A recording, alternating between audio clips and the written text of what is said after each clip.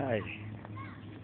Ako karon diri sa Korean Memorial War sa Korea.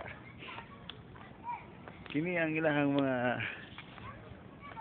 sakyanan ng mga pangyero nila na ilang gigamit adtong panahon sa North Korea, Korean War, North-South Korean War.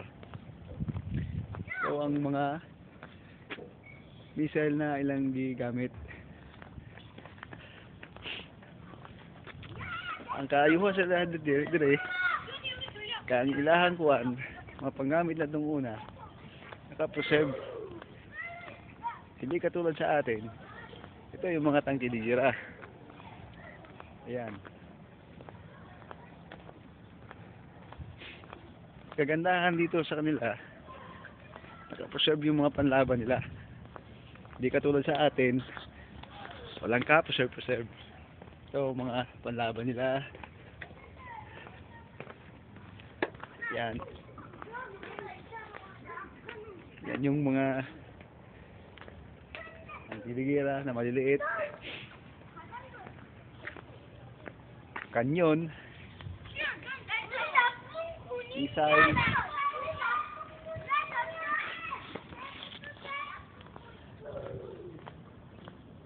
na-intra po diri ang ato kasama din ng lugar natin sa Pilipinas. Ang Pilipinas may mga pinadala sila ditong 112 na militar nung una. 112 lang. Kasama kasi ang Pilipinas sa UN, United Nations, at ito yung mga eroplanong ginamit nila sa pagdadala ng mga ammunition. Yan. Yan yung mga aeroplano. Ito ulit yung mga tangkiligira malalaki.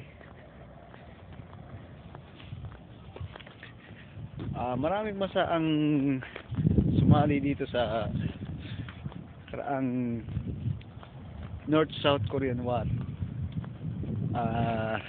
Mga siguro 15 na bansa kasali. Isa na ang Pilipinas, mayroong Canada, Ethiopia, Amerika, Australia, Great Britain, Thailand, at ang pinakamarami, American soldier is 33,000. Ang Canadian is 500,000. Philippine 112. At yan yung mga tangkiligarang ginagamit nila. At yun ang, ewan ko lang, siguro ano na siguro yun, display na lang. Wala kasi sabi siksapil eh. At itong mga aeroplano nila, yan, hindi naman nagamit yan. Ayan ay, gawa lang din pala nila. Dinisplay lang.